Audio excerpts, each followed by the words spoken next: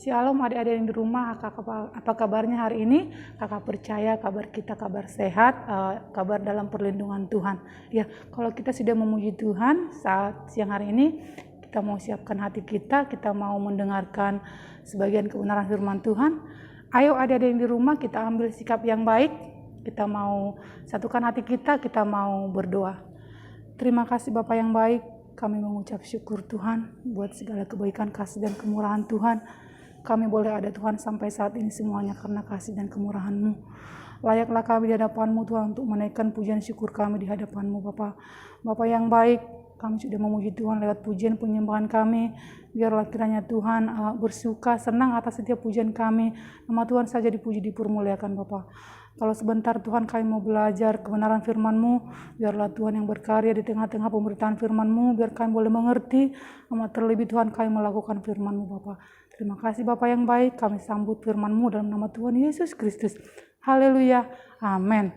Ya, adik-adik yang di rumah, kakak percaya kita tetap dalam perlindungan Tuhan, amin. Kita mau buka Alkitab kita di dalam Mazmur pasal 96,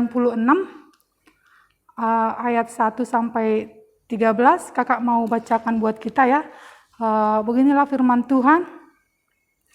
Nyanyikanlah nyanyian baru bagi Tuhan, menyanyilah bagi Tuhan, hai segenap bumi.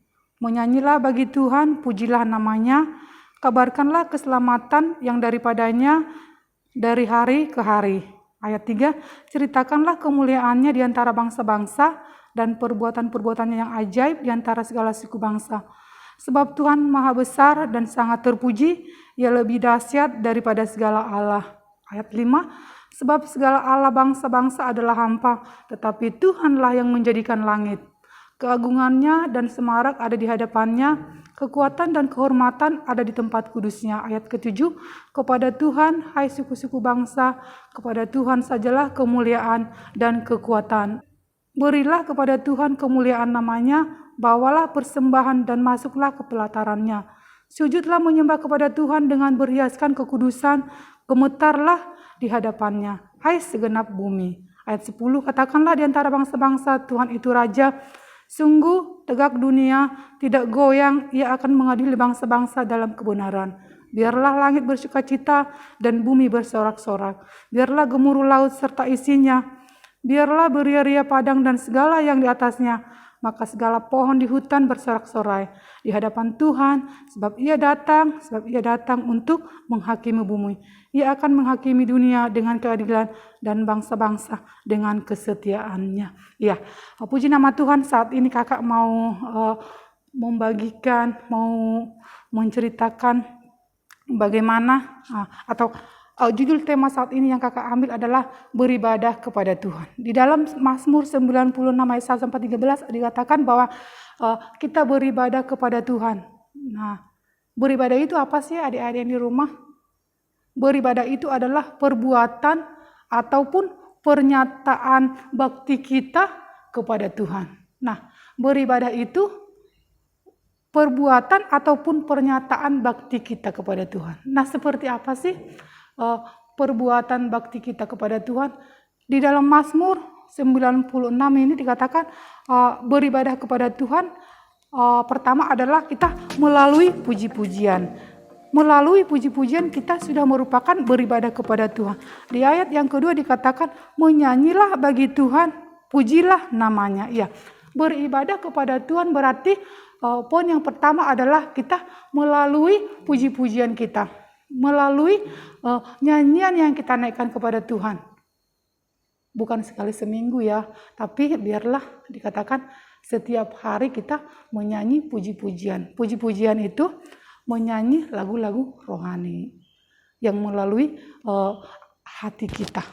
Bukan puji-pujian lagu-lagu dunia ya, tapi dikatakan melalui puji-pujian lagu rohani yang menyenangkan hati Tuhan. Menyanyilah bagi Tuhan, pujilah namanya. Itulah poin yang pertama, bentuk beribadah kita kepada Tuhan, bentuk bakti kita kepada Tuhan.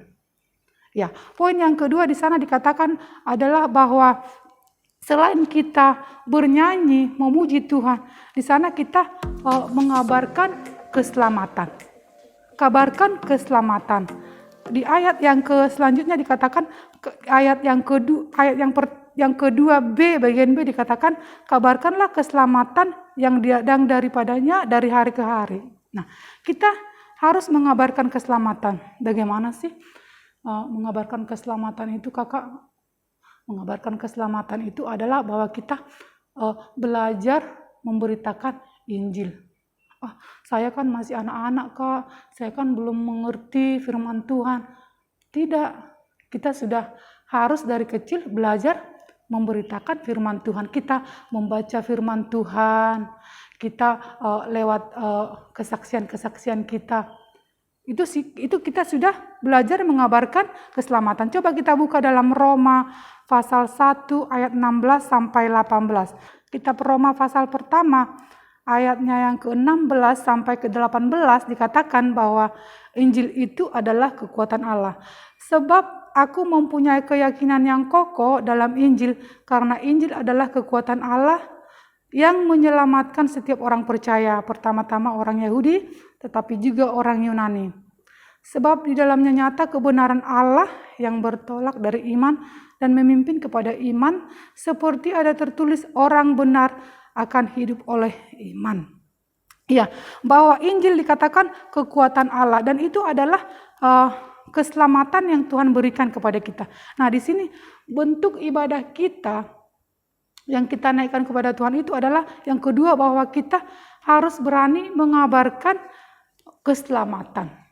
Harus berani memberitakan Injil Tuhan. Harus berani memberitakan firman Tuhan. Itu poin yang kedua, adik-adik yang di rumah ya, bahwa kita sebagai anak Tuhan, bentuk ibadah kita kepada Tuhan, bentuk bakti pernyataan kita, pengungkapan kita kepada Tuhan, kita harus berani mengabarkan Injil. Nah, yang ketiga apa sih kira-kira bentuk ibadah kita kepada Tuhan di dalam Mazmur 96 ini?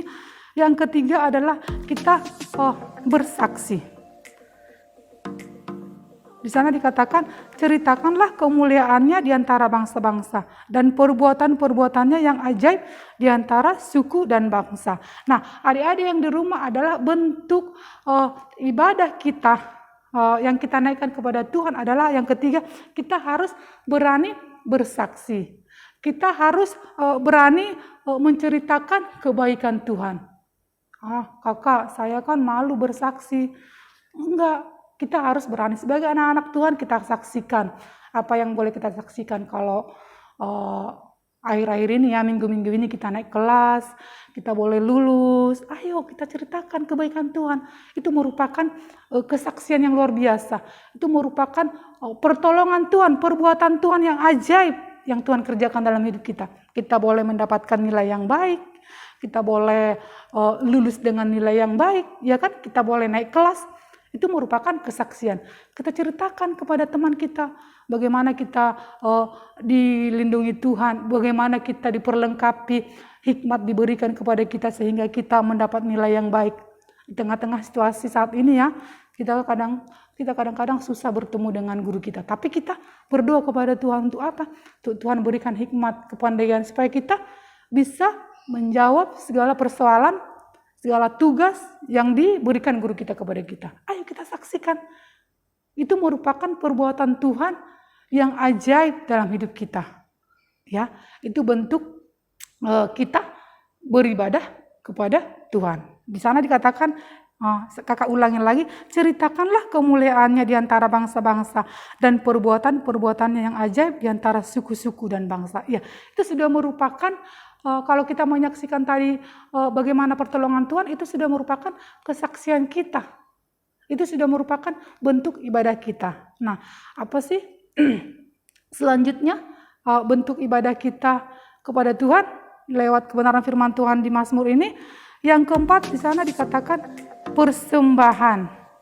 Wow, kira-kira persembahan kita itu yang berkenan di hadapan Tuhan itu seperti apa sih? Kalau firman Tuhan katakan, Tuhan tidak suka kalau kita memberi persembahan dengan bersungut-sungut. Tapi Tuhan mau ketika kita memberikan dengan kerelaan hati kita. Ya kan, dengan sukarela, dengan ikhlas, dengan bersukacita. Sehingga Tuhan senang kepada kita.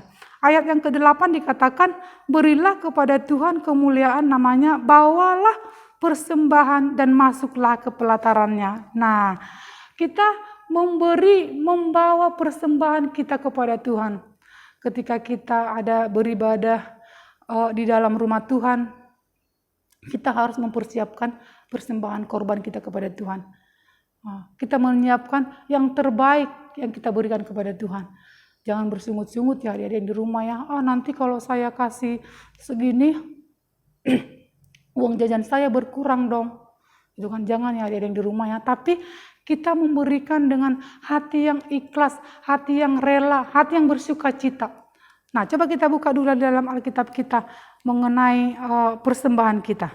Dalam 2 Korintus pasal yang ke-9. Ayo buka dalam 2 Korintus pasal yang ke-9 ayat 6-8. Kakak mau bacakan ya. Di dalam 2 Korintus pasalnya yang ke-9 ayatnya yang ke-6-8, di sana dikatakan, di sana perikopnya adalah memberi dengan sukacita membawa berkat. Camkanlah ini, orang yang menabur sedikit akan menuai sedikit juga, dan orang yang menabur banyak akan menuai banyak juga. Hendaklah masing-masing memberikan menurut kerelaan hatinya, jangan dengan sedih hati atau karena paksaan, sebab Allah mengasihi orang yang memberi dengan sukacita. Dan Allah sanggup melimpahkan segala kasih karunia kepada kamu, supaya kamu senantiasa berkecukupan di dalam segala sesuatu, dan malah berkelebihan di dalam berbagai kebajikan. Iya, puji nama Tuhan. Di sana dalam kita hal memberi, dalam berkorban, di sana dikatakan bahwa kita memberi jangan bersusah hati, tapi kita memberi dengan kerelaan hati, dengan sukacita. Firman Tuhan katakan orang yang menabur sedikit akan menuai sedikit, tapi orang yang menabur dengan banyak akan menuai banyak juga hasilnya. Nah, hendaknya kita memberi dengan rela hati. Adik-adik yang di rumah, ingat ya, kalau dari rumah orang tua kita sudah memberikan persembahan kita segini gitu kan, jumlahnya segini, tetapi ketika tiba waktunya untuk memberi persembahan, jumlahnya berkurang. Wah, kemana ya sisanya ya, kok berkurang ya? Mungkin dijajani gitu kan. Jangan ya adik-adik yang di rumah ya. Seberapa yang orang tua memberikan kepada kita untuk persembahkan kepada Tuhan, itu jangan sampai dikurangi ya. Nggak boleh ya adik-adik yang di rumah ya. Tetapi seberapa yang orang tua persiapkan untuk kita berikan persembahan kepada Tuhan, itu harus benar-benar utuh, tidak boleh dikurangi. Ya, itu persembahan kita yang terbaik kepada Tuhan. Itu persembahan juga kita tidak boleh memberi dengan sungut-sungut, dengan paksaan, tidak boleh. Tuhan tidak senang. Tetapi kita harus memberi dengan sukarela. Bahkan di sana dikatakan ketika kita memberi, Tuhan mencukupkan segala sesuatu, Tuhan gantikan itu, Tuhan berkati itu. Ya, itu merupakan ibadah kita, bentuk ibadah kita kepada Tuhan. Nah, yang terakhir adalah bentuk ibadah kita kepada Tuhan itu kita juga berdoa kepada Tuhan supaya dalam setiap pergumulan kita boleh mengerti maksud dan tujuan hidup kita kepada Tuhan. Ayat yang ke-9 di sana dikatakan, poin yang kelima ya, ayat yang 9 di sana dikatakan, sujudlah menyembah kepada Tuhan dengan berhiaskan kekudusan. Nah, sujudlah menyembah kepada Tuhan dengan berhiaskan kekudusan. Di sana kita, adik-adik di rumah, diajarkan untuk kita melipat tangan kita untuk berdoa kepada Tuhan. Doa itu apa sih adik-adik di rumah? Kalau boleh kakak bagikan adalah bahwa doa itu di sana dikatakan nafas hidup orang percaya. Wow, nafas hidup orang percaya. Berarti kalau kita berhenti berdoa, kita berhenti bernapas dong. Ya, di sana bahwa doa itu adalah nafas kehidupan kita. Doa itu adalah alat sarana komunikasi kita kepada Tuhan. Untuk kita menyampaikan semua permohonan kita kepada Tuhan. Kalau kita berdoa tidak ada rahasia. Hanya kita dan Tuhan berhubungan, berkomunikasi kepada Tuhan. Kita utarakan semua. Ya, kalau mungkin sama teman kita nggak berani bercerita apa-apa ya. Mungkin kita pilih-pilih mana yang bisa kita ceritakan. Tapi kalau kepada Tuhan, kita ceritakan semua apa yang menjadi kebutuhan kita, apa yang menjadi masalah kita, apa yang menjadi permohonan kita kepada Tuhan. Ya, di rumah, bentuk ibadah kita adalah yang kelima adalah kita tetap berdoa, bersujud kepada Tuhan dengan berhiaskan kekudusan. Kita merapikan hidup kita dulu. Kita mengampuni teman-teman, orang-orang yang bersalah kepada kita, baru kita datang kepada Tuhan. Supaya doa permohonan kita dijawab oleh Tuhan. Itu sudah merupakan bentuk ibadah kita kepada Tuhan, bentuk bakti kita kepada Tuhan. Karena tadi kakak bilang adalah bahwa beribadah itu adalah bentuk pernyataan kita, bentuk sembahyang kita kepada Tuhan. Nah, dan yang terakhir adalah poinnya 1 sampai 5, dan yang terakhir kakak tutup adalah apa sih tujuan tujuan adik-adik yang di rumah itu beribadah. Apa sih tujuan kita itu datang beribadah kepada Tuhan? Tujuannya adalah kita memuji, menyembah Tuhan, mempersembahkan hidup kita sepenuhnya kepada Tuhan. Tujuan adik-adik, tujuan kakak datang beribadah kepada Tuhan itu adalah kita memuji, menyembah, menaikkan pujian kita penyembahan, menyerahkan hidup kita sepenuhnya kepada Tuhan. Bukan separuh-separuh ya, tapi sepenuhnya hidup kita kepada Tuhan. Tuhan tidak mau kalau hanya separuh, seperempat, tapi Tuhan mengingini sepenuhnya hidup kita serahkan kepada Tuhan. Biarlah Tuhan yang mengendalikan setiap hidup kita. Amin, adik-adik di rumah? Ya, demikianlah firman Tuhan yang boleh kakak bagikan saat siang hari ini, bahwa kita harus tetap beribadah kepada Tuhan. Kita tetap memuji, memuliakan nama Tuhan. Kita naikkan persembahan, doa puji-pujian kita. Kita kabarkan keselamatan. Kita bersaksi, menceritakan kebaikan Tuhan. Kita juga memberi persembahan yang terbaik kepada Tuhan. Dan kita tetap berdoa, bersujud, memohon kepada Tuhan untuk setiap kehidupan kita, untuk setiap pergumulan kita di hadapan Tuhan. Ya, itulah firman Tuhan yang boleh kakak bagikan. Kiranya firman Tuhan boleh termateraikan dalam hidup kita, adik-adik di rumah. Kita menjadi pelaku firman Tuhan dan kita kerjakan itu firman Tuhan sehingga bertumbuh dan berbuah dalam hidup kita. Ya, puji nama Tuhan. Kakak mau tutup dan kita mau berdoa. Kita lipat tangannya, tutup matanya. Terima kasih Bapa yang baik. Kami mengucap syukur Tuhan. Engkau sungguh baik, teramat baik dalam hidup kami. Kalau kesempatan siang hari ini Tuhan ingatkan kami bagaimana kami beribadah kepada Tuhan. Biarlah Tuhan kami boleh mengerjakan itu seturut dengan kebenaran firman-Mu Bapa. Ajari kami Tuhan, untuk kami tetap taat dan setia dalam melakukan kebenaran firman Tuhan. Firman-Mu di dalam hidup kami boleh bertumbuh dan berbuah Bapa. Terima kasih Bapa yang baik. Kami berdoa Tuhan untuk adik-adik kami yang di rumah. Tuhan berkati mereka. Lindungi Tuhan, tutup bungkus dalam setiap studi belajar mereka. Allah yang berkarya, beri hikmat Tuhan, kepandaian Bapa dalam liburan mereka juga saat ini. Tuhan tolong Bapa, Engkau lindungi, tutup bungkus Bapa. Tuhan jauhkan daripada mara bahaya Bapa, bahkan dari virus-virus yang ada saat ini Tuhan. Kami percaya kedua orang tua mereka juga Tuhan Engkau berkati dalam setiap pekerjaan apapun Tuhan, pekerjaan orang tua mereka yang tidak salah menurut kebenaran firman-Mu. Hanya Tuhan yang bela campur tangan Bapak. Terima kasih Bapak yang baik untuk Cielis yang mengambil rekaman saat ini. Tuhan yang berkati Bapak. Keluarga Pastori, Om Tante, Stefania, Elizabeth, bahkan seluruh pengerja kami serahkan ke dalam tangan Tuhan. Perlindungan Tuhan menolong dan memberkati senantiasa Bapak. Kami juga semua yang ada Bapak, dimanapun kami berada, guru-guru sekolah minggu yang ada, pergumulan kami serahkan sepenuhnya dalam tangan Tuhan. Terima kasih Bapak yang baik. Sepanjang hari ini juga kami percaya penyertaan Tuhan bagi kami Bapak. Terima kasih Yesus. Ampuni kekurangan kelemahan kami Bapa, supaya setiap doa sembahyang kami boleh layak di hadapan-Mu. Ini doa kami dalam nama Tuhan Yesus Kristus. Haleluya. Amin. Shalom, bye-bye, sampai ketemu. Tuhan berkati.